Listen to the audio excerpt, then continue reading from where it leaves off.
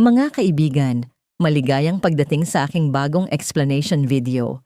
Ngayon ay sisimulan na natin ang talakayan tungkol sa Born to Shine.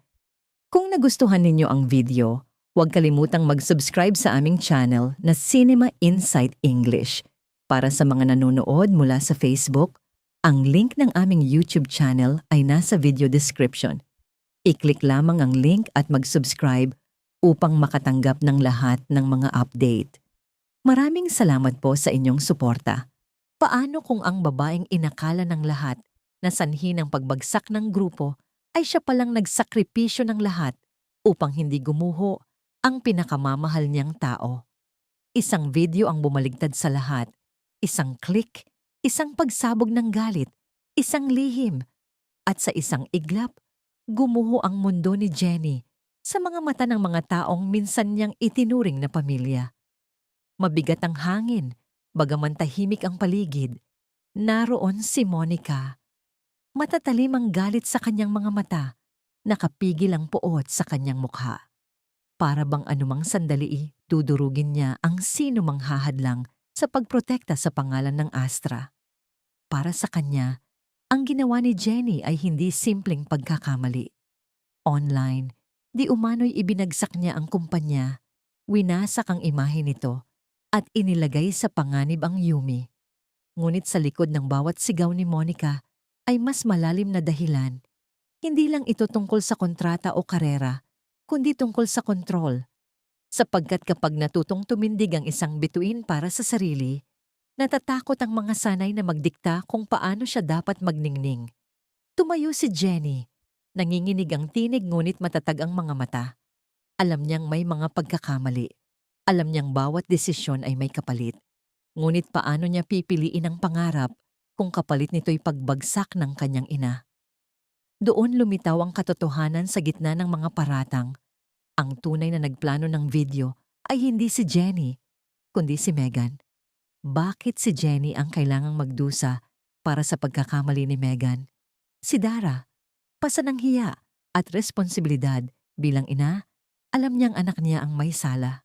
Masakit man, hinarap niya ito. Hindi siya tumakbo, hindi nagtago. Humingi siya ng kapatawaran. Ngunit ang kapatawaran ay hindi palaging sapat kapag ang sugat ay nakaukit na sa pangalan ng isang tao. Si Minchi, sugatan ng dangal at puso, hindi makapaniwala. Para sa kanya, hindi lang ang sariling pangalan, kundi pati ang anak niya ang nadungisan. At iyon ang pinakamalalim na sakit. Isang ina na nakikitang pasa ng anak ang apoy na hindi siya ang nagsindi. Hindi ako naniniwala. Iyon ang wika ng kanyang mga mata. Ngunit patuloy na nagtitiwala si Jenny kay Dara. At dito lumitaw ang tunay niyang pagkatao. Isang pusong marunong maniwala kahit sa gitna ng sakit. Hindi perpekto si Jenny. Hindi palaging matapang. Ngunit marunong ang kanyang puso tumanggap ng katotohanan gaano man kasakit. Hindi tumigil si Monica. Alam mo, kaya kitang alisin sa Yumi kung gugustuhin ko. Isang linya, isang banta, isang pinto ang isinara sa mukha ng pangarap ng isang dalaga. Sa sandaling iyon, lumapit si Nate. Tumayo sa harap ng kanyang ina, ipinagtanggol si Jenny. Please don't remove Jenny from Yumi. Ngunit sa mga mata ni Monica ay hindi lang galit ang naroon, kundi hinala. Sa bawat pagtatanggol ay tila may nakikita siyang ayaw niyang aminin. Totoo bang mahal ni Nate si Jenny? O ayaw lang niyang tuluyang mawala ito? Hindi na naghintay si Jenny. Sa harap ng lahat, siya mismo ang tumabi. Hindi mo na kailangang alisin ako. Ako na ang aalis. Walang sigaw, walang drama, puro katahimikan at malalim na dalamhati.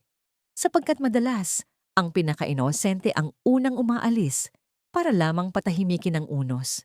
Dahan-dahan, hakbang bawat hakbang, nagpaalam si Jenny sa dating buhay, sa Yumi, sa entablado, sa pangarap na matagal niyang hinawakan.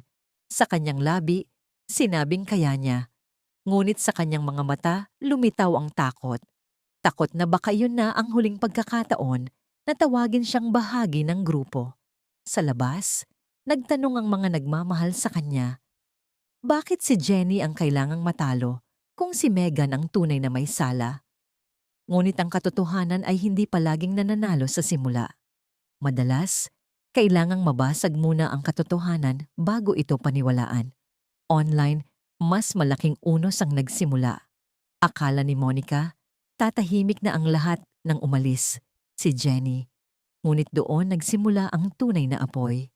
Sa social media, iisang pangalan ang paulit-ulit na lumitaw, Jenny.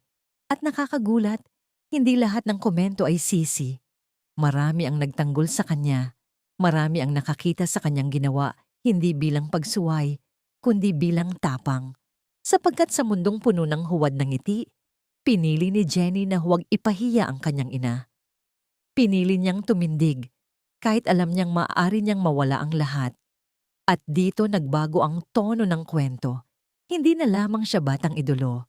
Siya ay naging simbolo ng tapang. Tumindig si Jenny bilang sagisag ng isang anak na handang isuko ang liwanag ng entablado para sa pamilya. Ngunit hindi ibig sabihin, ligtas na siya. Sa bawat pumapalakpak, may iba namang naghahanap ng mali. May mga humukay sa nakaraan ni Minchi, may mga bumubulong tungkol sa pangalan ni Dara, may mga idinadamay si Dio. At bawat komento'y dahan-dahang tumatago sa puso ni Jenny na parang kutsilyo. Paano niya ipaglalaban ang pangarap kung hinuhusgahan ng mundo ang kanyang ina? Sa bahay, sinubukan siyang palakasin ng mga kapitbahay at kaibigan. Mga hashtag, kampanya, slogan, Protect Jenny at Alos. Hindi sila mayaman, hindi makapangyarihan, ngunit hindi matitinag ang kanilang diwa. At dito lalo pang lumalim ang drama. Sapagkat sa halip na tuwa, naramdaman ni Jenny ang lungkot. Hindi niya kailanman ginusto na ipaglaban siya ng lahat. Hindi niya ginusto na malagay sa panganib ang mga mahal niya. Ngunit hindi niya maunawaan. Kapag tunay na minahal ng komunidad ang isang tao, hindi nila basta ito pinapalaya. Samantala, nanatiling malamig at mabagsik si Monica. Para sa kanya, lahat ay pansamantala. Para sa kanya, madaling palitan si Jenny. Nakalikha na siya ng maraming bituin, kaya't naniniwala siyang makakagawa pa siya ng bago. Ngunit mali ang kanyang kalkulasyon. Hindi lahat ng bituin ay napapalitan. May mga sumisikat dahil sa galing, ngunit may mga minamahal dahil sila'y totoo. Dito pumasok si Nate. Hindi siya mapakali. Sa bawat pagkakataong sinasabi ni Monica na wala na si Jenny sa grupo, hindi siya tumigil. Nakiusap, nagmakaawa, nilunok ang kanyang pride. Mom, please bring her back. Ngunit ang sagot ni Monica ay parang pader. Hindi mangyayari. At lalo pang tumalim ang kanyang mga mata kay Nate. Bakit ganun ang kanyang katigasan? Bakit mas masakit sa kanya ang pagkawala ni Jenny kaysa sa pagkawala ng grupo? Bakit sa bawat pagbanggit kay Jenny ay may gumigising na lihim na pangamba sa loob niya? Are you in a relationship with her? Isang tanong na tumama na parang sampal. Nagulat si Nate. Itinanggi niya. Sinabi niyang magkaibigan lang sila, kapwa talento. Simpleng malasakit. Ngunit tayo, bilang mga nakamasid, tunay bang naniniwala? O mas malalim pa ang kanyang nararamdaman? Habang nakikipaglaban si Nate sa kanyang ina, nakikipaglaban si Jenny sa sariling puso. Ang mga nagmamahal sa kanya ay sumusuporta. Sinasabihang huwag siyang sumuko. Ngunit sa loob niya ay may takot. Takot na muling masaktan si Minchi kapag bumalik siya. Takot na ang pagpili sa entablado ay lumikha ng bagong sugat para sa pamilya. At ang pinakamalaking takot na bahagi ng kanyang puso'y gumagalaw para kay Nate. Tawa ng mga kaibigan, biro, magagaan na sandali. Naroon lahat. Ngunit sa sulok ng mga mata ni Jenny nakatago ang lungkot. Kahit sa likod ng mga ngiti, may tahimik na digmaan na patuloy na nagaganap sa kanyang loob. Pinilit ni Jenny ang kanyang nangiti at ang kanyang katahimikan ay naglantad na hindi pa siya maayos. Madalas, ang pinakamasasayang tao ang siyang pinakabasag sa loob kapag walang nakatingin. Samantala, sa loob ng Yumi nagsimula ang bagong kabanata. Inanunsyo ng pamunuan kung sino ang magiging bagong leader. Nang sabihin na si Unay ang hahawak ng posisyon, nakita sa kanyang mga mata ang pagkagulat, bigat at takot. Ngunit ang mas malakas na reaksyon ay mula kay Megan. Hindi siya nasiyahan. Naniniwala siyang siya ang karapat-dapat maging leader. Ngunit dahil sa kanyang mga ginawa, iyon ang naging parusa sa kanya. I made one mistake and they brought me down? Tanong ni Megan. Ngunit mas mabagsik ang sagot. You didn't just make a mistake. You shook the entire group. Sa sandaling iyon, nabasag ang mukha ni Megan. Hindi lamang siya galit, siya'y sugatan. Sapagkat para sa kanya, palaging nauuwi ang lahat kay Jenny. Si Jenny ang pinoprotektahan, si Jenny ang pinag-uusapan, si Jenny ang hinahanap. Ngunit ang tunay na tanong, galit ba talaga si Megan sa ginawa ni Jenny? O galit dahil kahit wala si Jenny, siya pa rin ang sentro? Doon nakatanggap ng tawag si Monica. Isang malaking kolaborasyon, BGYO. Akala ng lahat ito na ang bagong simula ng Yumi nang wala si Jenny, ngunit nang dumating ang grupo, isang tanong ang pumigil sa lahat. Where is Jenny? Sa sandaling iyon, muling bumukas ang pintuang pilit, isinara ni Monica. Nagpakilala ang Yumi ng may ngiti sa harap ng BGYO. Naroon sina Yuna, Nancy, Alfia, Megan at Anya. Profesional ang lahat, maganda ang presentasyon. Ngunit sa loob ng silid ay may kawalan sapagkat hindi leader ang hinahanap ng BGYO, hindi perpektong pormasyon, hindi ang makintab na imahe ni Monica. Si Jenny ang hinahanap nila. Napatigil si Monica. Ang pangalang pilit niyang binura ay muling bumalik sa mismong pulong na dapat magpatunay na kaya ng Yumi na magpatuloy nang wala si Jenny. At ang BGYO, sa magalang, ngunit matatag na tinig ay nagsabi, We were inspired by Jenny. No disrespect to the other members, but Jenny is the reason we wanted this collaboration. Bakit? Sapagkat si Jenny ay totoo. Sapagkat nang sabihin niyang nais niyang ipagmalaki ang kanyang ina, tumagos iyon sa kanilang puso. Sapagkat sila man ay malapit sa kanilang mga ina. Nakita nila ang isang dalagang hindi natatakot, ipakita ang pagmamahal sa pamilya, kahit kapalit ay ang kanyang karera. Ito ang pagbabagong hindi inaasahan ni Monica. Ang kahinaan na akala niya'y dala ni Jenny ay siya palang pinakamalaking lakas. At sa sandaling yon, natahimik si Megan. Hindi na niya kailangang sumigaw. Ang bigat ng kanyang mga mata, ang hindi pantay na paghinga, ay naglantad kung gaano siya nasaktan. Kahit wala si Jenny, malinaw na naroon ang kanyang anino sa silid. At iyon ang pinakamalupit, sapagkat minsan, mas mabigat ang kawalan kaysa presensya. Sinubukan ni Monica na kontrolin ang sitwasyon. Sinabi niyang wala pang pinal, na may mga ayos pang gagawin, na muling makikipag-ugnayan. Ngunit alam ng lahat ang ibig sabihin, kailangang ibalik si Jenny. At para kay Megan, iyon ang pinakanakakatakot na posibilidad. Sa isang eksena, nakipag-usap si Megan sa kanyang lola. Doon lumitaw ang kanyang tunay na damdamin. Sinabi niyang kaya niyang tanggapin si Yuna bilang leader. Bakit? Sapagkat naramdaman niyang madaling mapalitan si Yuna.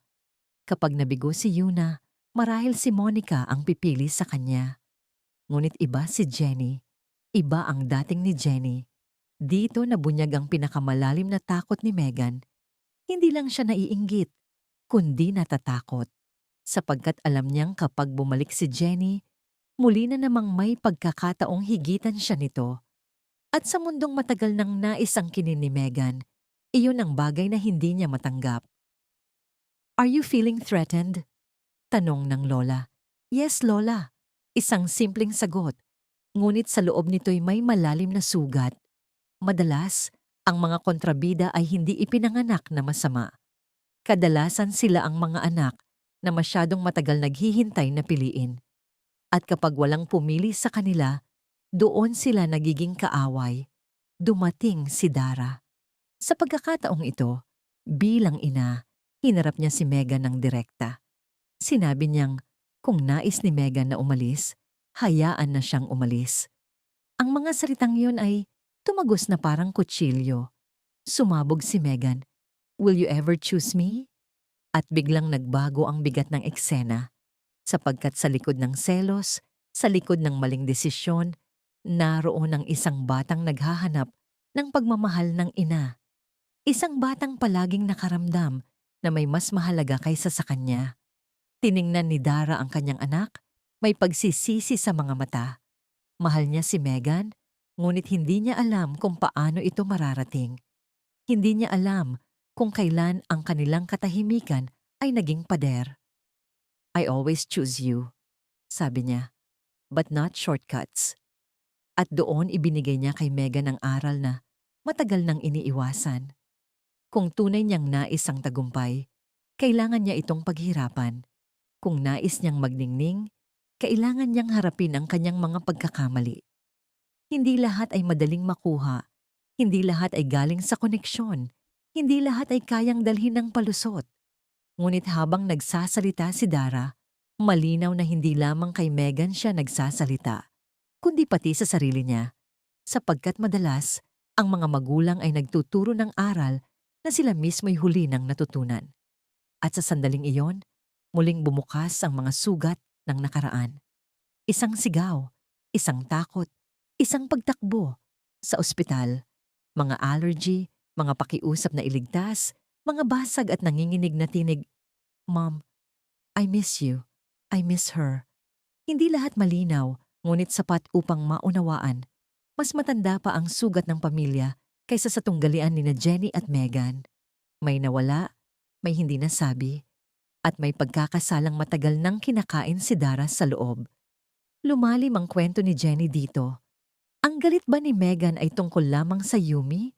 O si Jenny ba ang salamin ng pagmamahal na matagal nang hinahanap ni Meghan?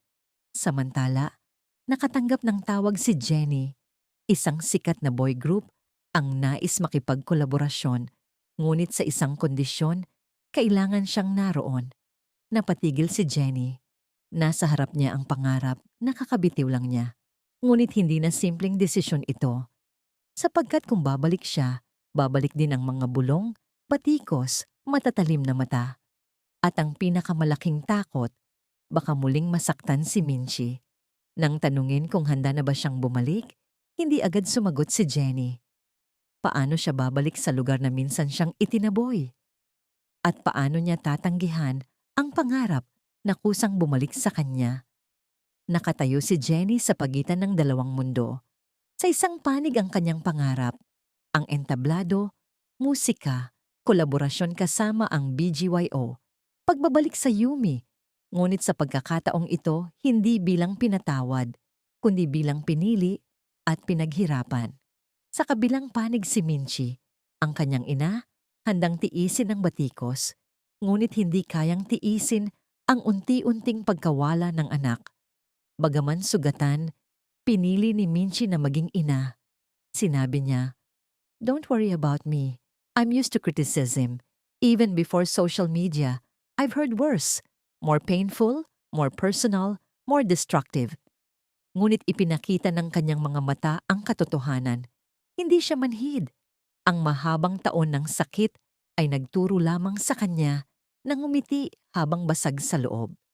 Sa sandaling iyon, lumambot ang mukha ni Jenny. Alam niyang ang "I'm fine" ng kanyang ina ay hindi palaging totoo. Minsan ang "I'm fine" ng isang ina ang pinakalungkot na kasinungalingan sa mundo. Gayunman, ibinalik ni Minchie ang desisyon kay Jenny. "This is your dream. Now it's your choice." Isang kalmado ngunit makapangyarihang linya, sapagkat ang tunay na pagmamahal ay hindi ikinukulong ang isang tao sa takot.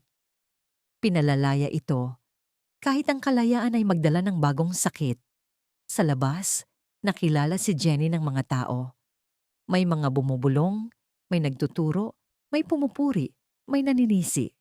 At sa gitna ng ingay, unti-unting lumitaw ang isa pang katotohanan. Ang galit ni Meghan ay hindi lamang tungkol sa posisyon ni Jenny. Si Jenny ay panatag sa sarili. Gaano man kahirap, gaano man kasakit, gaano man karaming kabiguan, alam niya kung sino siya at kung sino ang kanyang mahal, si Meghan. bagaman may koneksyon, pangalan, at sikat na ina, ay palaging naghahanap ng patunay na siya'y sapat. At iyon ang pinakamasakit, sapagkat ang selos ay hindi palaging galing sa pagnanais ng bagay na hawak ng iba. Minsan ito'y galing sa nakikita sa iba ang kapayapaang hindi mo matagpuan sa sarili. Samantala, si Nate ay nahahati sa tungkulin sa kanyang ina at sa hatak ng kanyang puso. Hindi niya masabi ng direkta ang kanyang damdamin. Sa bawat pagtatanggol, pinoprotektahan niya si Jenny, ngunit nagtatago sa mga dahilan, talento, oportunidad, maaaring kunin ng ibang label, ngunit bawat salita ay may puwang. Sapagkat ang tunay na malasakit ay hindi kayang ipakita ng peke magpakailanman. Totoo bang mahal ni Nate si Jenny? O natatakot lamang siyang mawala ang nag-iisang taong nagpakita sa kanya ng buhay sa labas ng kontrol ni Monica? At si Monica ngayon ay nakatayo sa isang hindi komportableng posisyon. She thought Jenny could be easily replaced, but reality proved the opposite. The market wanted Jenny. The one she considered a liability was in fact the reason for collaboration. And that was the hardest truth. Because now she had to approach the very person she once pushed away. She had to admit, at least to herself, that her calculation was wrong. But the question remained. Would Jenny return to Yumi if it meant facing Megan's jealousy again, Monica's cold gaze, Nate's unclear feelings, criticism, and eyes waiting for her next mistake? And if she did return, would she come back as the old Jenny or as a new Jenny, quieter, stronger, and able to endure harsher blows? Because one thing had changed. She was no longer just a trainee, no longer just a member, no longer just a girl afraid of contracts. She had become a voice representing children forced to choose between dreams and family. Jenny was now the face proving that those judged did not run from truth. But it must be remembered, when a star begins to shine outside the control of the powerful, someone will always try to extinguish that light. So the question was, would Monica accept Jenny's return if she was no longer under her control? Would Megan allow the spotlight to slip away again? And Nate, how long could he keep saying just friends when every action revealed his feelings were deeper? If you were in Jenny's place, would you return to the group that once pushed you out? Could you forgive Megan, knowing she was the reason for your fall? And would Jenny choose her dream, even if it meant carving new wounds into her mother's heart? Because Jenny's return was not just a second chance. It was the beginning of a new, more dangerous battle. Because often, the brightest stars are the first ones chased by darkness. Maraming salamat sa panonood ng buong video. Para mapanood ang susunod na episode explanation, huwag kalimutang mag-subscribe Cinema Insight English Channel.